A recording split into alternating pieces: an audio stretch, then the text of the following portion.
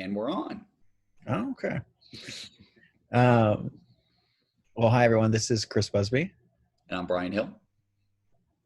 And so we've done a couple of these before. And so we just wanted to go through and kind of talk about all the seeming radical movements that are going on. And I'm talking about radical, not in ideology, but in terms of just the severity of the changes and the quickness of the opinion changes and circumstance life changes.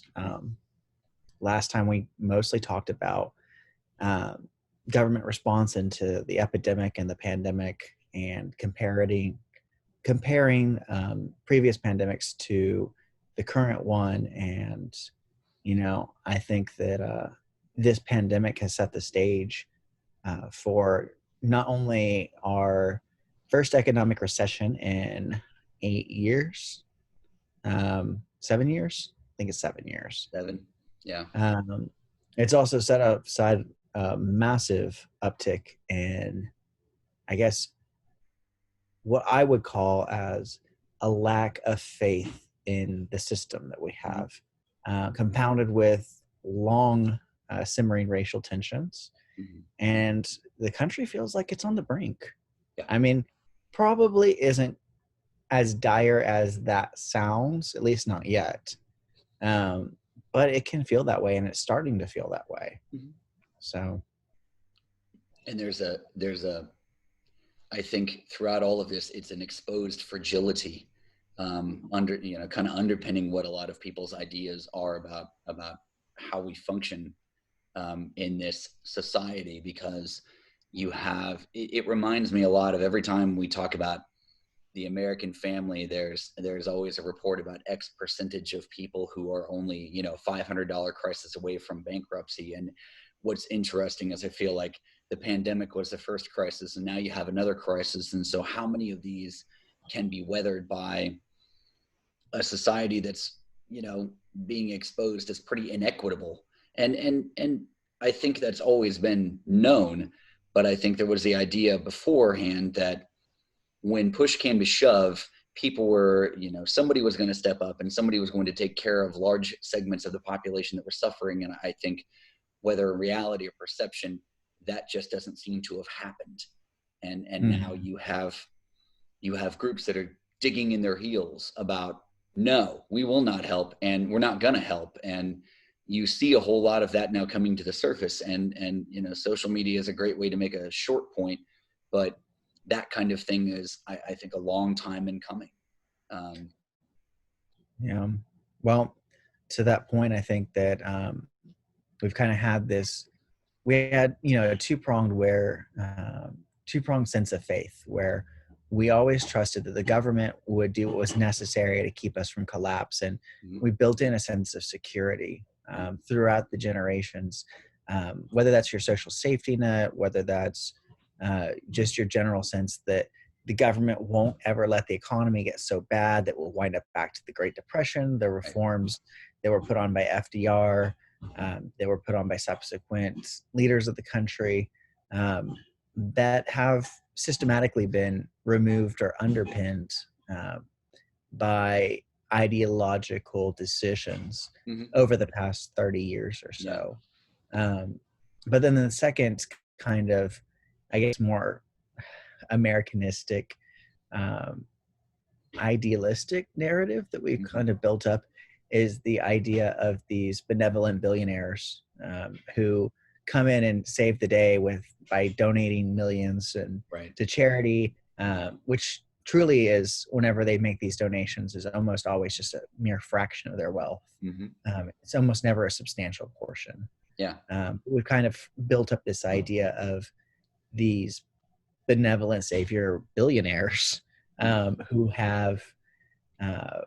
were the first to take out these who were the first to request and receive major bailout funds when things actually did hit the fan. And it's not a new idea, this kind of benevolence thing, but it persists. Kind of, well, you made well, and so at the end of your life, you're gonna give a bunch of things away, or you're gonna make a token donation. But then It raises a couple of important questions. Number one, should we really be dependent upon those kind of contributions to run any kind of program? It is kind of the pure essence of that. The other side of that capitalist argument. You cut your taxes to the bone, industry does really well, and then capitalism is going to take care of those of you in a time of need, which isn't really how that's supposed to work, and I would argue doesn't. And then you have those people who argued on the other hand, well, if you give all your money to the federal government or the state governments, and they're going to mismanagement, and you're going to be in the same spot. It's really interesting. There have only been a few times before where you've had people with that kind of wealth. I mean, I'm thinking of Carnegie's and Vanderbilt's and things that, it hasn't been often, but then you cycle back around to, okay, so you're going to take care of the rest of us. And is that right? I mean, is that really what this was about? It's an interesting thing to see. And I look at it, my wife works for a not-for-profit, and so many others that they connect with they've received a lot of contributions and they've received a lot of donations, but that kind of thing is very sporadic. And it's not, if you left it up to, I remember the argument quite a bit about, well, the federal government doesn't need to step in, the state government doesn't, because churches and private charities are going to take care of people. They can't. The kind of funding you're talking about just to take care of one person is staggering. And one charity or even a combination of not-for-profits are not going to be able to bear a burden like that. And so it's really just kind of an interesting myth that I think I kind of believe that sometimes at some point a charity could do those kind of things, but having seen it from this particular side, especially over the last 6 months to a year, you don't have that kind of structure, because at the end of the day, you're still basing yourself on people who have enough to give. And they usually will do it once. To your point about billionaires, they'll give a couple $1 million once, or they'll all take together and sing a song to raise money once. But it's an ongoing problem. It's very much like what happened with the AIDS epidemic in Africa of the 80s, where they couldn't get enough doses, and so they were giving everybody one, and that was and that happens quite frequently. When you have a pharmaceutical company who's giving out kind of charity doses, they'll never give enough. And so you're still stuck with a problem like that. So I think those kind of little holes are starting to crack open even more. And that underpinning right there, where used to be able to go here, go there to kind of make ends meet. Not everybody's able to do that anymore. And not only that, but I have spoken with more people who feel like, no, there's not going to be a better way to move forward. I'm going to be reliant on this forever. So, even disengaging to the point with the political process where they're all the same sides or different sides of the same coin. They're not going to help me. So I'm just going to totally check out, which is a little disheartening, I think, but understandable. Well, and I think that the boiling over that you're seeing now, and not to take away from the main core of the message about Black equality and Black civil rights, but the underpinning, I think, comes back to the systematic way in which power has been distributed throughout this country. And you hit a point in the social conversation where the worst flaws of the system are being highlighted, which is, working class, lower income people basically have no true safety net. Correct. In true crisis, because we can't even take off a couple months to avoid a pandemic. A couple of weeks. In a response, a couple of weeks. Right. Without the entire economic system collapsing. Correct. And when you take communities that have been so put at the bottom of that ladder, and the true powerlessness of their situation is highlighted, that the overall economic consequences have fallen disproportionately on communities of color, that you start to see the underlying tension where a case like George Floyd, which might otherwise spark a few days of protest and anger, has led to a massive national Mhm. conversation, and reframing of what our social fabric is. Yeah. And even bringing highlights to others that may have flown completely under the radar. I would wonder, without those other kind of things, what we would know about things like, Breonna Taylor and Ahmaud Arbery and different things like that, where you're highlighting. I think when people are like, well, look, yeah, it was terrible, but that was just one incident. Now you're like, no, it isn't. It's every day. It's all the time. And it's systematic, and you're out of a job, you have no safety net, and at least one person has been harassed or sent to prison or maybe even killed. And where are you left? What are you left with? There is no. At what point in time do you look at it and say, I never agreed to this particular social contract, or this agreement is now broken because what I have nothing left. I think most people were living just for the slice of community that they had, where so many were working these kind of underpinning and what we called, ironically, almost essential working positions during the pandemic. And at the same time arguing they should never be paid more and should never have the access to benefits that so many already don't. At what point in time do you say, well, screw it, we're done now? No, absolutely. I definitely think there is a disillusionment with the system as a whole. Mhm. I mean, if you go to the founding of the system, um, are the theories about political systems as a whole, it requires, I mean, the most commonly used phrase is the consent of the governed. Correct. When you're talking about democratic theories. And so they're underpinned by a social contract, which includes consent of the people, and that consent is expressed through Republican form of government, because there's Mhm. no pure democracies in the world. Right. They're just Right.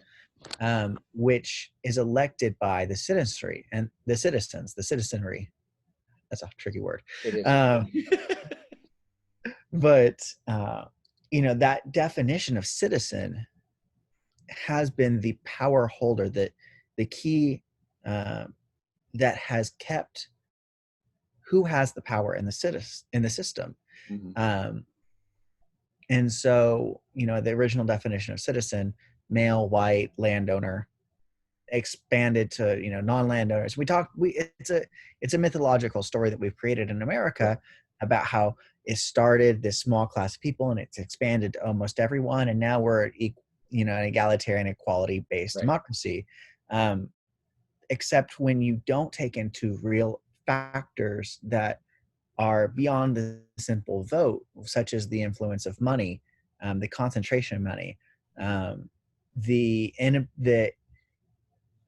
what should I call it, the not inability, but the reluctance of power structures to change. And when you have a power structure that is created by white men for white men, Mhm. when you open up the ability of others to join that, Mhm. you're still having the reluctance of that power structure to Sure. cede any additional ground within the system that is. And so you basically have only the choice of overwhelming that system, Mhm. because the factors that keep it the way it is um, are factors that are incredibly difficult to overcome. Well, and structurally Um, built into the entire system. yeah.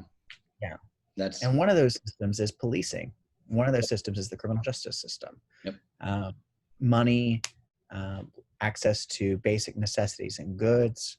I mean, all of those are relevant. Mhm. Uh, all of those relate back to your ability to function in your day-to-day life.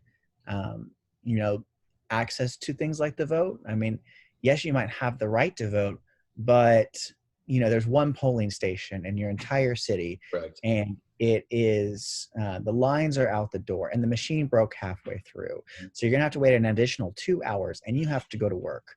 And Right. so all these different factors come together to make your right to vote, technically your right's not being denied, because you can sit there and wait 3.5 hours in the single line is going to the single machine in your entire city.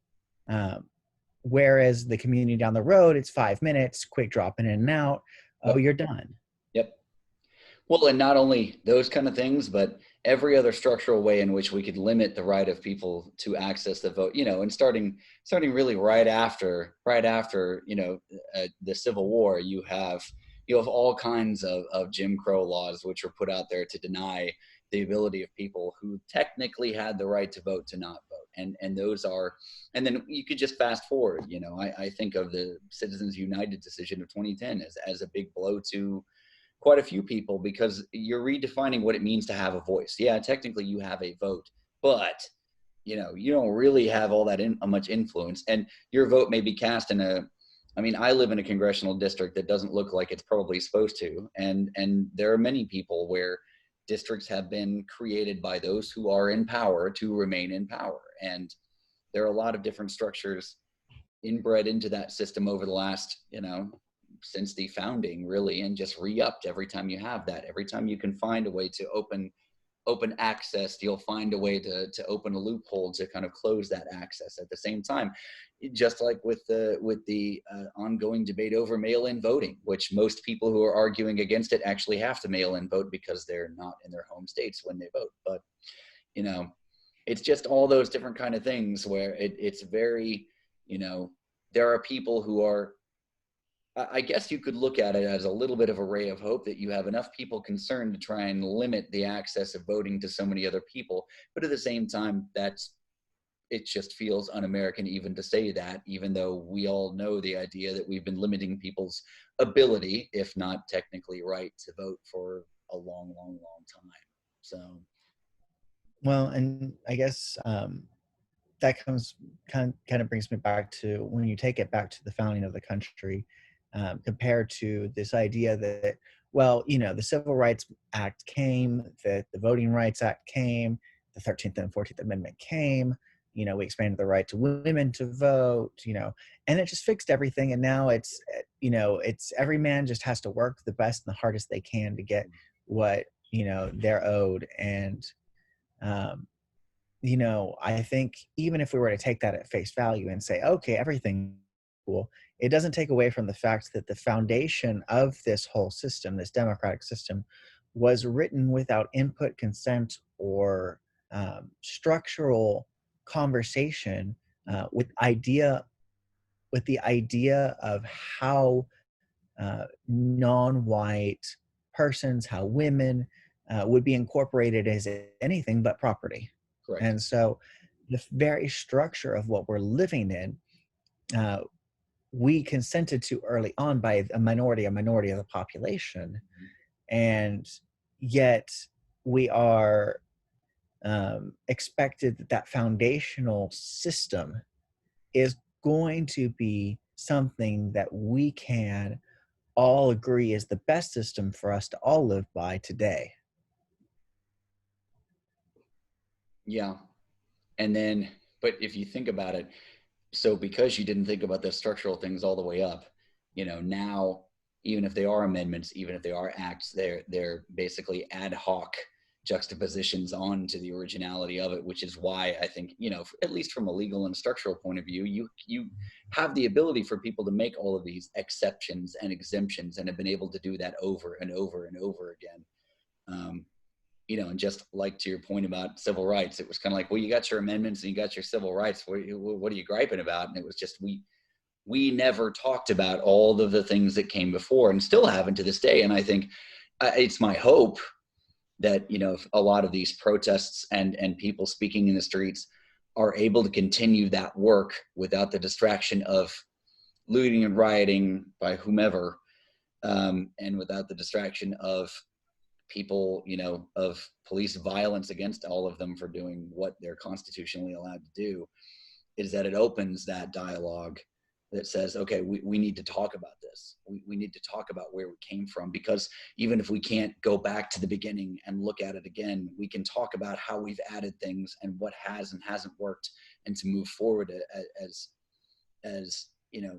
unity.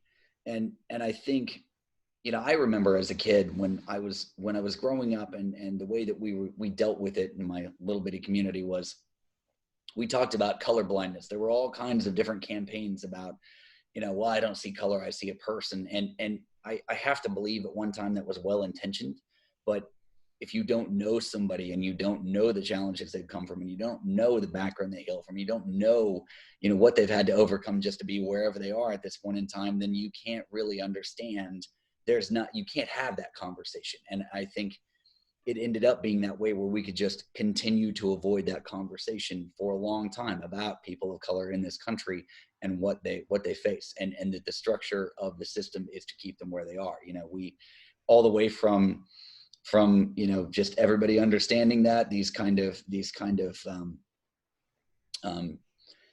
facto ideas, and then you have the jurist ideas of things like Jim Crow, and things like, even in economic and real estate policies, redlining and blockbusting for years, trying to keep minorities within a city or within a certain area. And so there's just so much that's built upon the rest of it, that it, if it crumbles, there's a lot to crumble right now. So. Yeah. No, I think that there is a serious conversation about, I mean, the phrase that you use, for example, colorblind. I've never heard a Black person in America tell me that they were colorblind. And that is uh, a really easy way for white people, when talking to other white people, um, to make it seem as if they just don't care about race. But I've never heard somebody who's a Black American tell me that they don't care about race, because they know that that the value that is been forced on them Mm-hmm. by their race. Right. And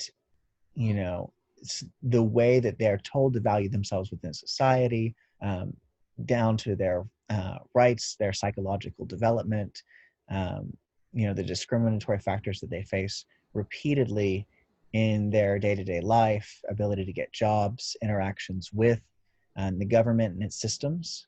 Yep. And so I think it is maybe a way for, again, white people just try to sound egalitarian, but in the truth, it really makes you come off as aloof. It makes you come off Absolutely. as truly not really understanding the burdens that have been put there.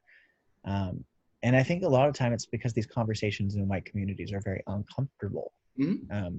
They're very uncomfortable. And my personal experience, and this is only my personal experience, is that the vast majority of times I have engaged someone who is Black or non-white in conversations on race, racism, uh, even when I had opinions that were less enlightened, they were willing to engage in the conversation. Mm-hmm. They were willing to explain their position, where they came from, their own personal Yeah. experiences. And the willingness to listen to those experiences has been the ability to grow comfortable for me Mm-hmm. in those conversations. Yeah. But I think that those types of conversations are not ones that uh, white communities in their own culture have been traditionally able to have with each other in a productive way. No.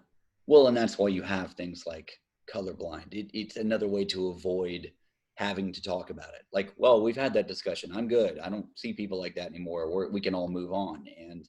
But again, engagement with anybody, walking up and saying, kind of engaging with the elephant in the country, is that, okay, I'm a middle-aged white dude and I don't even know what I don't know. Can you help? And that's still rare. Shouldn't be. But then you also still have this incredible segregation of white communities versus, communities with people of color, that you still have. I think it's something still like 80-ish% if people who are white live in a white type of community, or maybe that's a rural statistic. I don't know. Don't quote me on it, but there's still large enclaves of white people living with white people. And so there isn't even a person to have that conversation with. It's been that the economic and the legal and the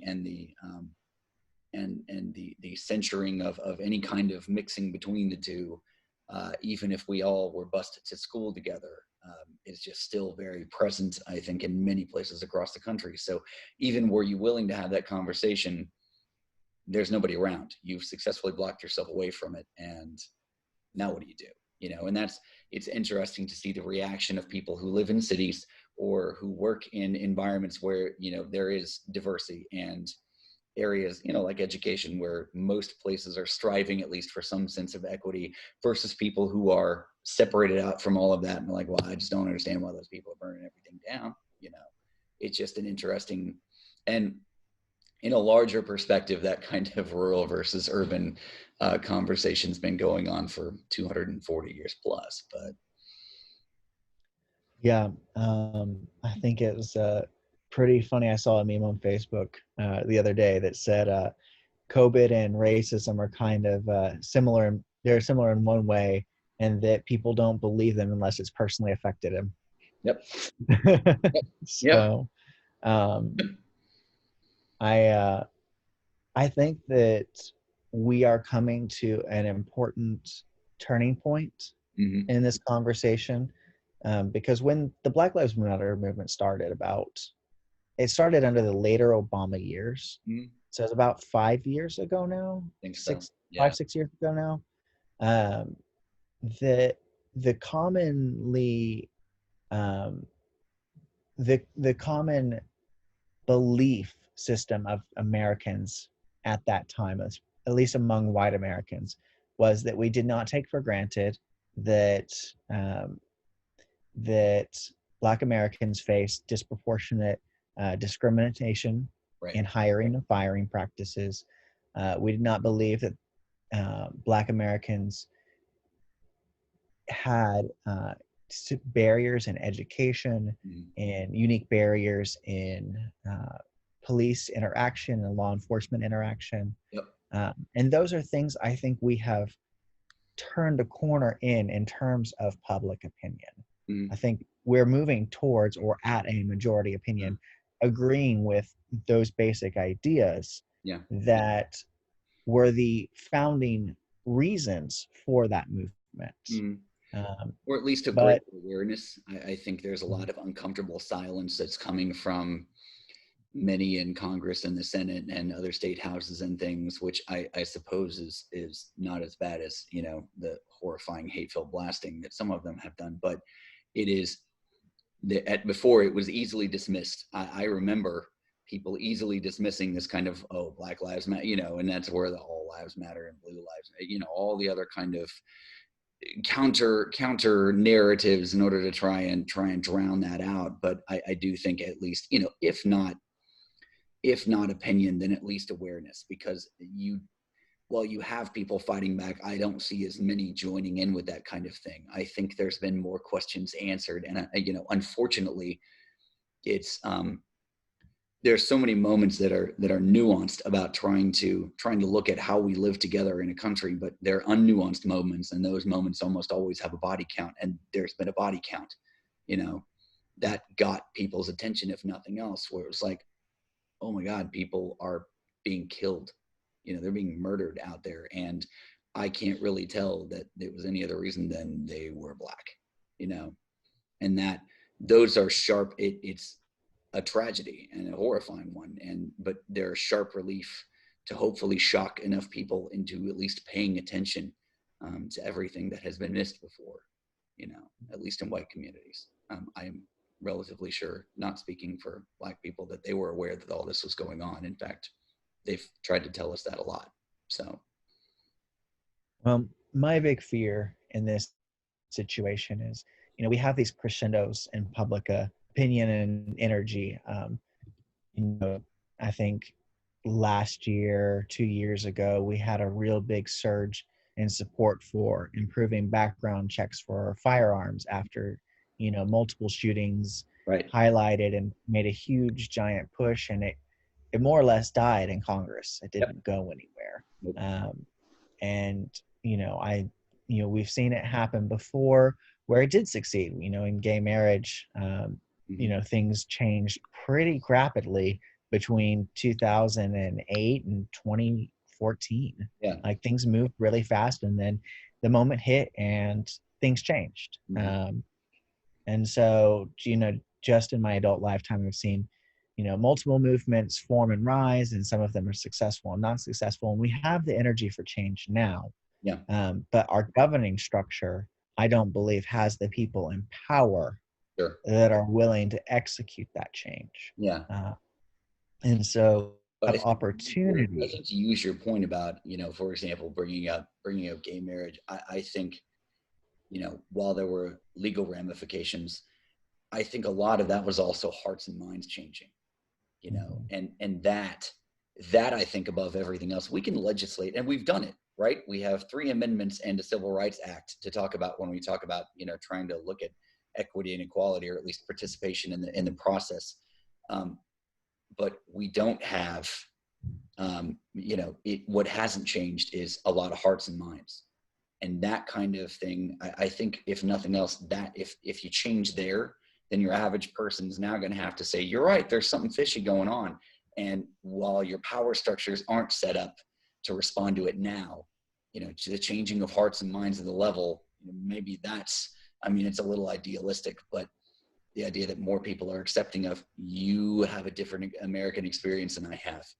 And okay, now I get it. So to be a little bit more in tune to, not all neighborhoods and communities work this way. And now I need to look at that. And maybe I need to look at people who are saying, hey, maybe we should take a second look at how policing works in this country, and what my taxes go to do, and the opportunities that I see, because I always thought that everybody was cool with, and I got hired because I was the best. And, I got into school because that's what, I was the best of all of them. And now looking back at that and saying, oh, okay, I see that now. And bringing about a critical mass of people who do see that, or who can continue at least engage in the conversation of, okay, I don't understand this, but I understand something's wrong. Please talk to me. Please help me. That may be where that energy goes in the short term.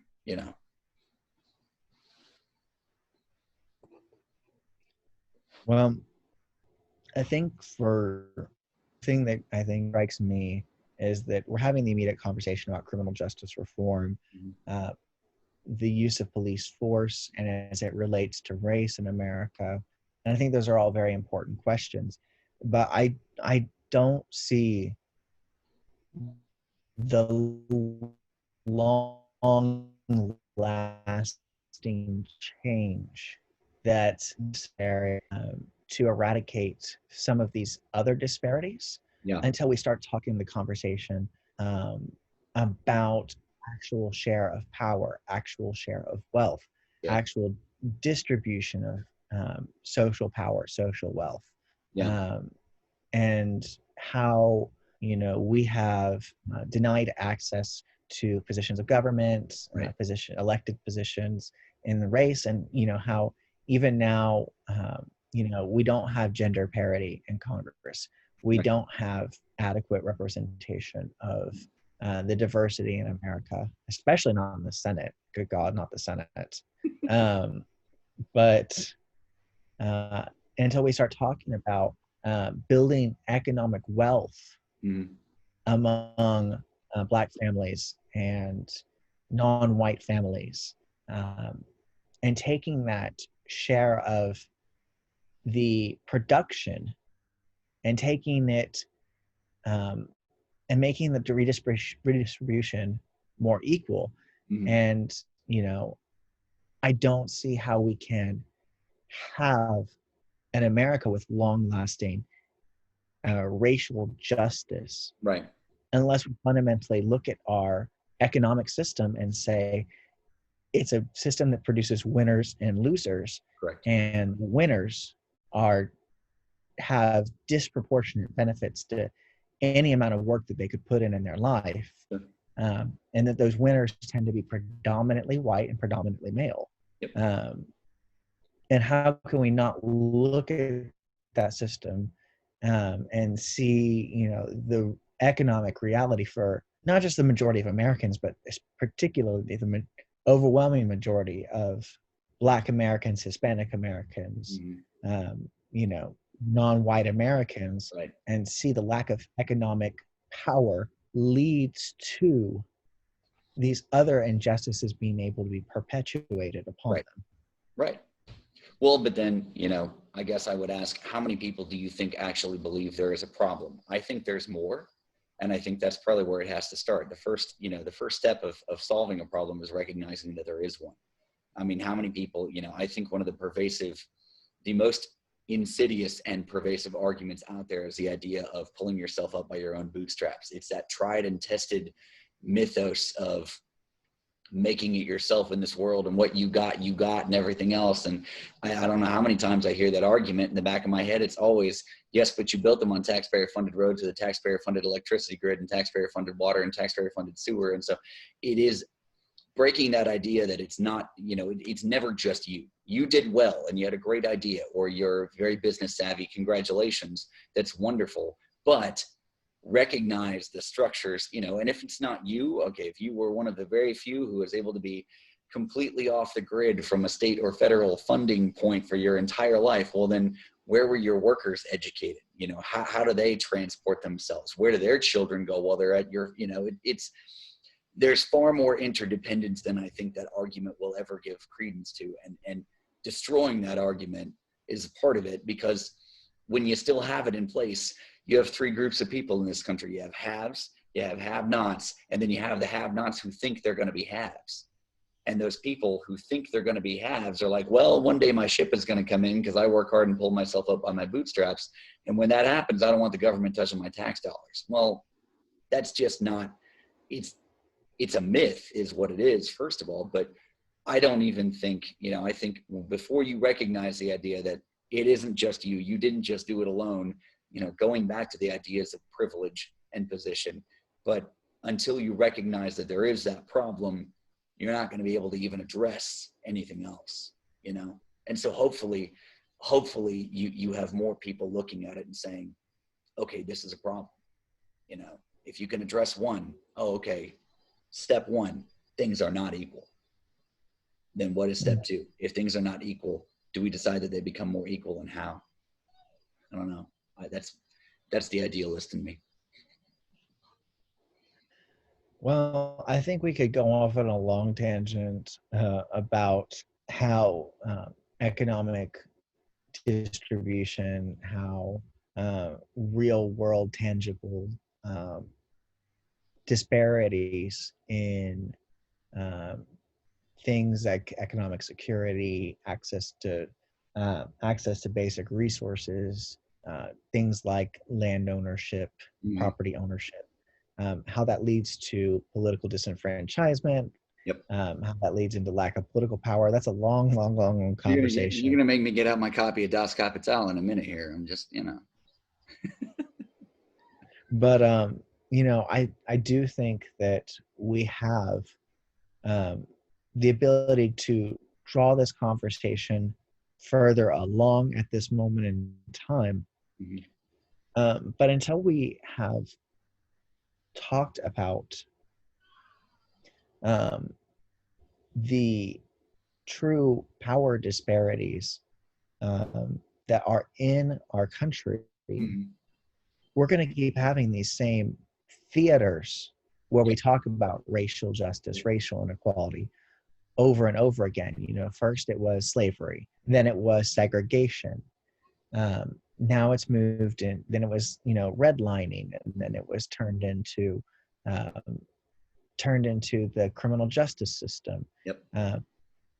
But until we have these real conversations about how power and wealth are distributed in our country, and as those relate to race in particular, we're going to find another theater to have this same battle in 10, 15 years down the line. Because unless the system as a whole is fundamentally changed to have a fair distribution of power, we're not going to be able to have the system will adapt to the racial prejudices that we still have. They'll wait it out. And like we have done with so many others, you talked about the gun rights issue a little while ago. We if there was any time at which we were going to have a serious conversation, it was when an elementary school full of children was gunned down. But they waited that out. The system of power completely and totally was able to gloss over that until we moved on to another crisis. And then we did it again, in Las Vegas. And then you had several churches. And I mean, some of them were tied to hate crimes as well. And here we are. So yeah, you're right. And I hope that, and I worry about those kind of distractions out there already, the tangents of looting and rioting and whoever does that, and, the coverage of those incidents. And, there's a real moment, and I feel like we say that a lot, but there's a real moment to start having that conversation about, distribution of power and equity.